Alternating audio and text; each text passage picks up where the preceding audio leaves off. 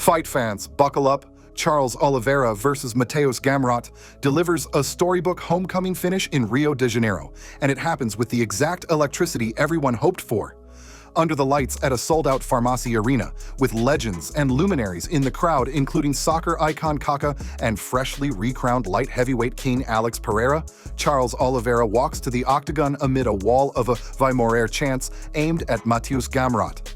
There were questions, real ones, about Oliveira's turnaround only 15 weeks after a brutal knockout loss to Ilia Topuria, but the former lightweight champion answers every one of them with urgency, pressure, and the kind of jiu-jitsu fluency that made his name. From the opening minute, Gamrot wisely changes levels to test the ground, but that is walking directly into Oliveira's wheelhouse. Omoplata threats, back takes, and a cascade of scrambles that force the pole to defend rather than dictate.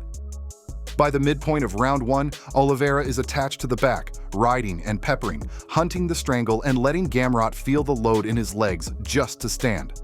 The second round begins with both willing to trade, and Oliveira, chin-checked and undeterred, surges forward, creates the exchange he wants, and transitions to the mat with surgical intent. He latches the back and cranks more face than carotid until the tap rips the roof off the arena at 2:48 of round two. It is a classic Du Bronx submission on the record, a neck crank by feel, and a cathartic exhale for a nation that rode every second with him. Oliveira brings family into the cage, fights back tears, and shouts that this night is for Brazil, not money or status. It is a reminder and a reset.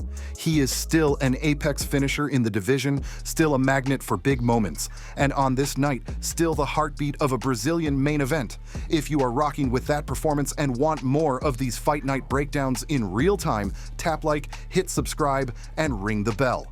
Charles Oliveira calls out Max Holloway for a BMF showdown, and the timing feels perfect after a win like that.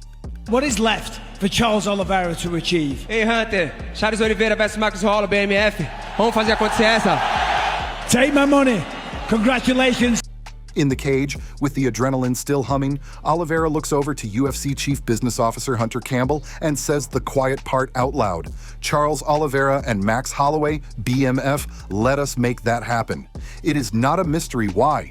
A BMF title fight against a fellow action icon is both legacy and spectacle, a pay-per-view headliner that writes itself. Oliveira's reasoning is simple.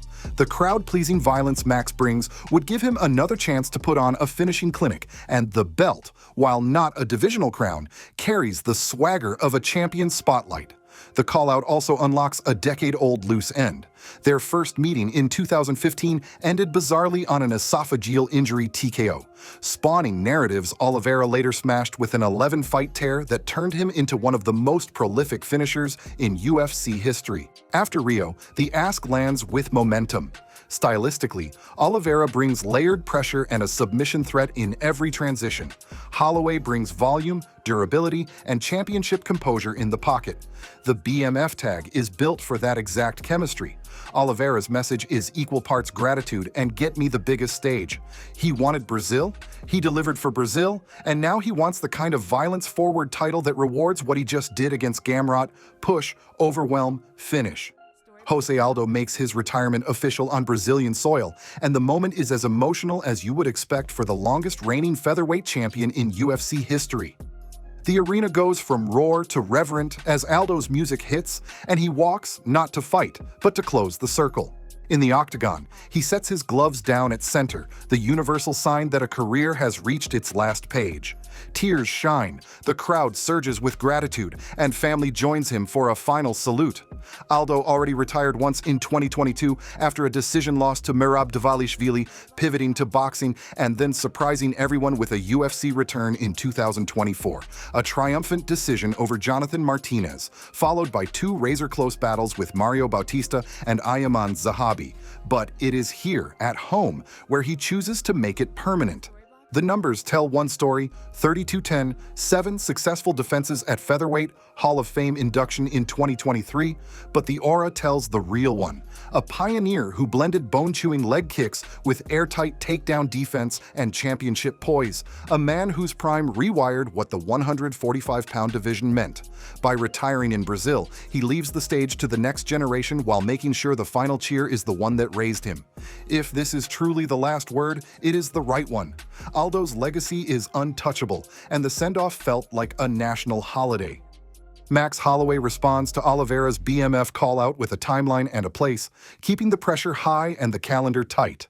Posting another one and then elaborating on stream, Holloway does not want to wait for a distant spectacle. He wants to defend the BMF strap sooner rather than later, and he is absolutely interested in running it back with Oliveira.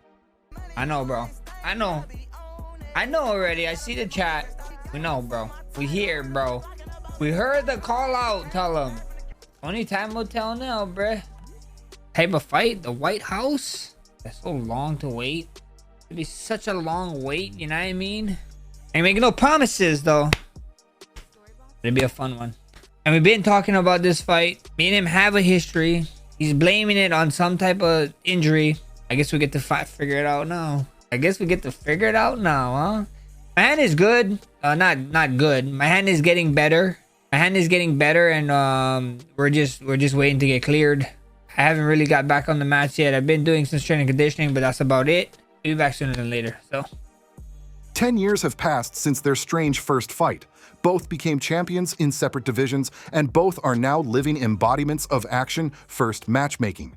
Holloway's stance is simple: defend the belt, pick the right moment, and do it where the energy explodes. He makes it clear he is not angling for the White House lawn. He is looking for a major card in a more immediate window. What that signals is a champion confident in the brand of the BMF title. It travels, it sells, and it scales to any arena packed with a hungry crowd. The rematch would be a study in edges. Oliveira's clinch entries, trips, and lateral back takes against Holloway's footwork, jab to uppercut layers, and breakneck pace. Holloway's fans do not need convincing, and Oliveira's do not either. The champ's response keeps the embers hot and the decision in play. If the UFC wants a violence guarantee in the near term, this is it. It is also a nod to how both operate. No ducking, no dithering, just book the fight and let the styles create the fireworks. In a sport that thrives on moments, Holloway offering a win-and-wear tone to Oliveira's, who makes the matchup feel inevitable. Deiveson Figueiredo turns back Montel Jackson's surge with a split decision that reads like a veteran's masterclass in control, then immediately points his crosshairs at the bantamweight summit. The former two-time flyweight champion takes Jackson down a minute into round one, sets the tempo, and never really lets the younger fighter breathe. Across the first two frames, Figueiredo stacks ride time, mixes mat returns, and stings enough on the feet to stop any late chase from Jackson, turning into a dramatic finish.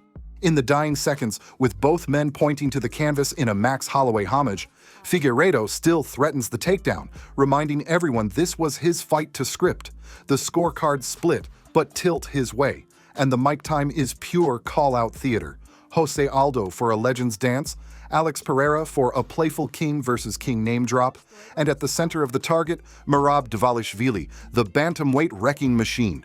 Realistically, Petr Yan sits ahead in the queue after his recent form and prior win over Figueiredo, but Deiveson's message is clear.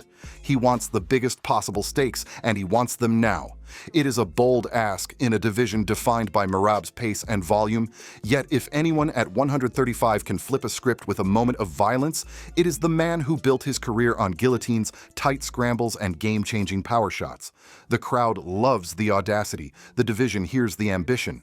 As a re-entry into bantamweight relevance, it is exactly the kind of post-fight pressure that keeps a name in every contender conversation after a gritty, disciplined win.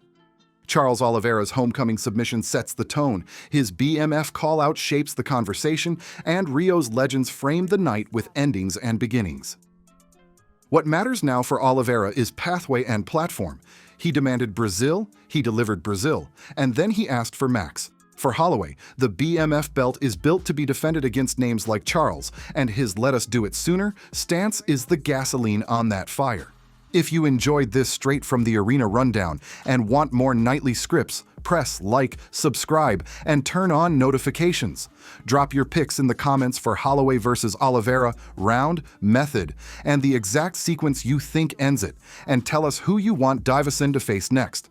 When we hit our next subscriber goal, we will release a free Rio study tape PDF with Oliveira's 5 most reliable backtake entries diagrammed step by step, plus a bonus page on Aldo's classic calf kick setups. Thanks for watching, and we will see you in the next one.